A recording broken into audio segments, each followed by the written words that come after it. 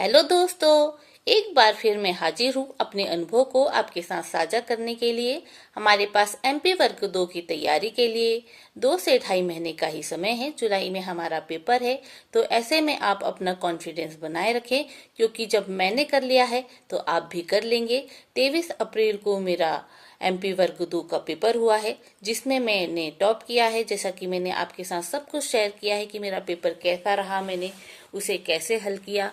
और वहीं 1 जून को मेरा असिस्टेंट प्रोफेसर का मेन एग्जाम था, जिसकी तैयारी मैंने बिल्कुल भी नहीं की थी, लेकिन मेरे पास पेपर सॉल्विंग मेथड इतनी मजबूत बनी हुई है कि मैं कोई भी पेपर देने जाऊं तो उसमें मैं क्वालिफाई जरूर करती हूं। तो मैंने इस बार सिर्फ क्वालिफाई होने के उद्देश्य से उसे पेपर दिया था।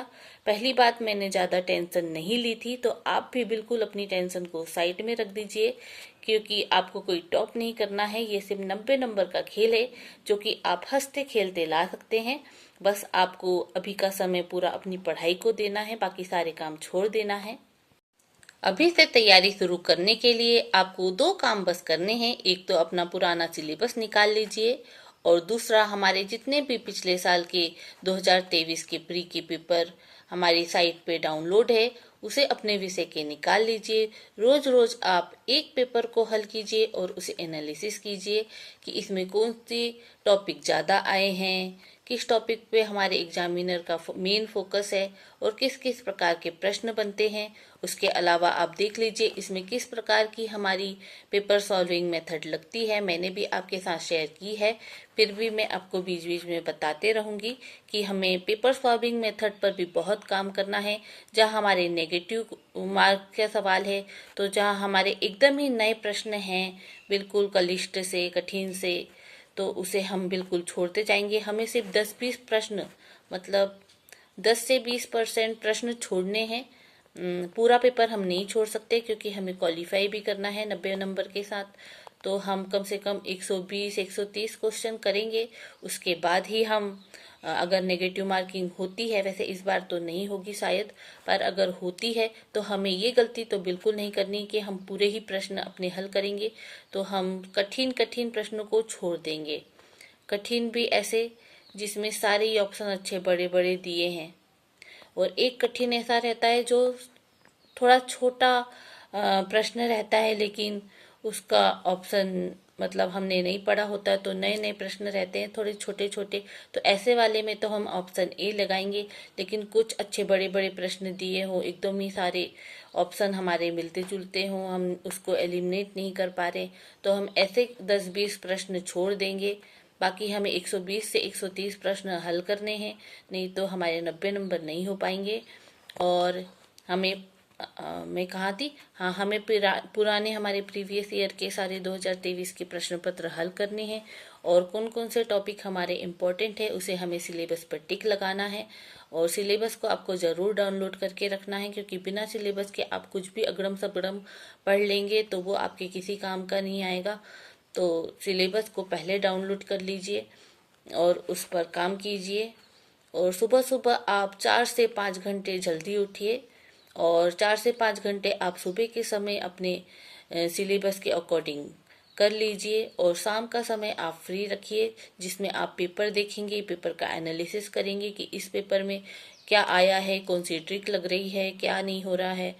आप पेपर देखेंगे तो समझ जाएंगे कि मैं किस प्रकार की ट्रिकों की बात कर रही हूँ, कि आपको वहाँ पे पेपर में अपने प्री में ऐसे आप इतने ट्रेन कर लीजिए अपने दिमाग को इसी प्री को हल करते करते, कि आपके सामने उत्तर अपने आप उठ के आए कि हाँ, मैं उत्तर हूँ, मैं उत्तर हूँ।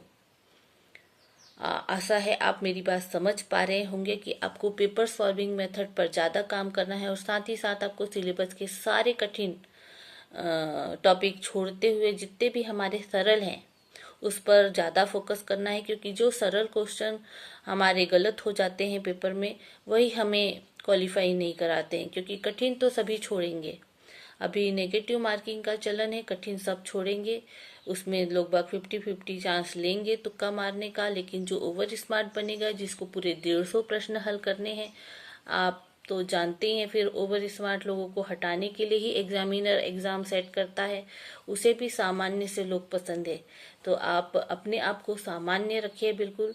अपना सुबह के समय पूरे 4 से 5 घंटे अपने सिलेबस को दीजिए, फिर उसको रिवीजन करना भी मत भूलिए। मैं क्या करती थी, एक सप्ताह जो मैं तैयारी करती थी, अगले एक सप्ताह तक मैं सिर्फ उसका रिवीजन करती थी, या तो फिर 2 दिन उसी में रखती थी कि एक दिन मैं पढ़ूंगी, दूसरे दिन उसका रिवीजन करूंगी। तो कभी कभी मैं पूरे का समेट के 4-5 दिन में फटाफट रिवीजन करती थी। रिवीजन बहुत जरूरी है कि हमने जो पढ़ा है कम से कम वो तो हमसे गलत ना हो। जो हमसे छूट गया हमको उसकी चिंता नहीं है, क्योंकि हमें पूरे में से पूरे नंबर तो नहीं लाने हैं। पर जो हम पढ़ रहे हैं उसको ही हम इतना मजबूत कर लें कि अगर हमें 30% भी हमारे पेपर में ये आ रहा है, तो इसमें से हम 30% तो पूरा हल नहीं कर सकते, लेकिन हमसे बहुत कम से कम गलती हो, वहां पर हम इतना कॉन्फिडेंस रखें कि हमने जो पढ़ा है हम उसे ढूंढ ढूंढ कर अपना सही कर सके। हमें कठिन के पीछे ज्यादा नहीं दौड़ना है कि हम इतनी बुक ले लें, इसका नोट्स ले लें, क्योंकि एक गलती आप अभी भी करेंगे। आप पेपर हल कर करके उसके नोट्स बनाएंगे, लेकिन 2.5 महीने में आप खुद समझिए, क्या आपके पास वो नोट्स पढ़ने का समय है? नोट्स लिखने का समय अलग जाएगा, नोट्स पढ़ने के लिए आपको अलग से समय बनाना पड़ेगा। अगर आप किसी चीज को नोट करना भी चाहते हैं, तो वो 1-2 लाइन कोई आपको याद नहीं हो रही, तो ऐसे आप सिर्फ 1-2 पेज रखिए 1 A4 साइज के, कि आप वो 2 पेज में सारे इम्पोर्टेंट डाटा वगैरह, जो आपकी टेक्निक है, पेपर सॉल्विंग मेथड बोल रही हूँ मैं, उसे तुक्का मारना ही बोलते हैं। जो आपके तुक्के के जो आपने पॉइंट बनाए हैं कि किस प्रकार से कौन से ऑप्शन सही हैं।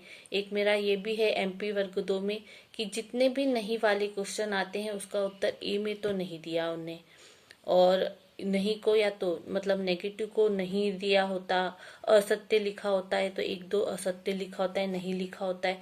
मेरा मेंस में ऐसा एक क्वेश्चन गलत हो गया, उसमें नहीं दिया होता पर मैंने नहीं को नहीं चुना। और इसमें ऑप्शन D ज्यादातर सही है, जो नहीं वाले में आप अपने हिसाब से देख लीजिएगा। अगर नेगेटिव है तो आप नहीं वाले को सोचकर ही हल कीजिएगा, क्योंकि इसमें कोई जरूरी नहीं कि ऑप्शन D ही सही हो, कहीं C भी सही होता हो तो आप ध्यान दीजिएगा। ऐसा मेरा अनुभव है, क्योंकि मेरे समय में नेगेटिव मार्किंग नहीं थी, तो मैं कैसे भी खेल सकती थी ऑप्शन से।